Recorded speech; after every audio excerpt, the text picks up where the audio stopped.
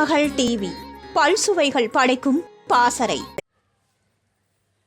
தென்னிந்திய திரையுலக நாயகர்களில் முற்றிலும் மாறுபட்ட நாயகனாக, ஒரு தனித்துவமிக்க நாயகனாக பார்க்கப்பட்டவர்தான் மக்கள் திலகம் எம்ஜிஆர். தனக்கென ஒரு தனி பாணி, தான் ஏற்று நடிக்கும் கதாபாத்திரத்திற்கென ஒரு வரையறை வகுத்து அதிலிருந்து சிறிதும் மாறாமல் கலைப்பணி ஆற்றி மக்கள் மனங்களில் ஒரு நிலையான இடத்தை பிடித்தவர்.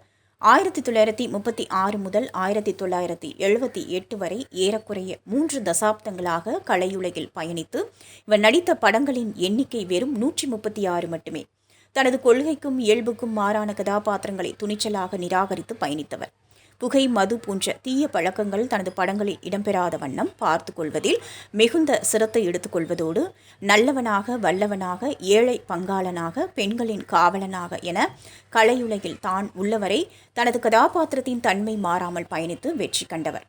சில படங்களில் எதிர்மறையான கதாபாத்திரங்களை ஏற்று நடிக்கும் நிலை ஏற்பட்ட போதும் தனது கொள்கை கோட்பாட்டிற்கு பங்கம் வராத வண்ணம் அந்த கதாபாத்திரங்களிலும் சில மாற்றங்கள் செய்து தனக்கு ஏற்றாற்போல் வடிவமைத்து வெற்றி காண செய்வதில் வல்லவராக வலம் வந்தவர்.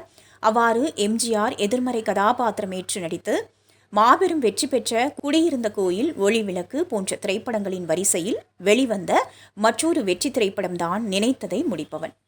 1970ஆம் ஆண்டு நடிகர் ராஜேஷ் கண்ணா நடிப்பில் வெளிவந்த ஹிந்தி திரைப்படமான சச்சா ஜூட்டா என்ற திரைப்படத்தின் தமிழாக்கமே இந்த நினைத்ததை முடிப்பவன். மற்ற எம்ஜிஆர் திரைப்படங்களில் இல்லாத ஒரு தனிச்சிறப்பு இந்த திரைப்படத்திற்கு உண்டு.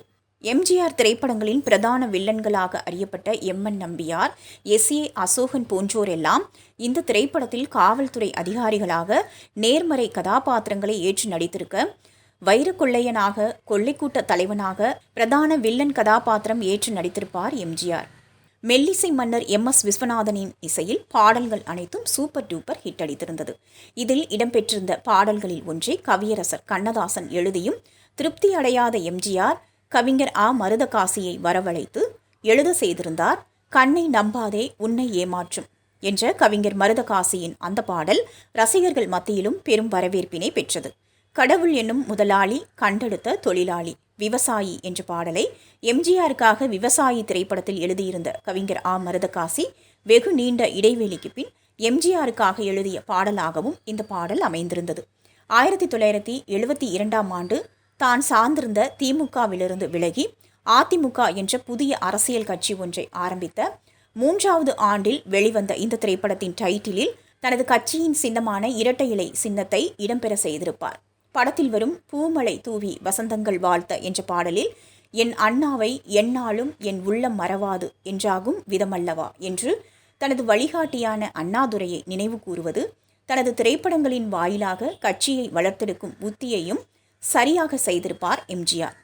1975ஆம் ஆண்டு மே மாதம் வெளிவந்து மாபெரும் வெற்றியை சுவைத்த திரைப்படம் தற்போது தனது பொன்விழா ஆண்டையும் நிறைவு செய்து பொன்மனச் செம்மலின் புகழினை இன்னும் பாடிக்கொண்டிருக்கின்றது. திருமகள் டிவியை லைக் செய்து உங்கள் நண்பர்களுக்கும் ஷேர் செய்வதுடன் சப்ஸ்கிரைப் செய்து ஆதரவு தாருங்கள்.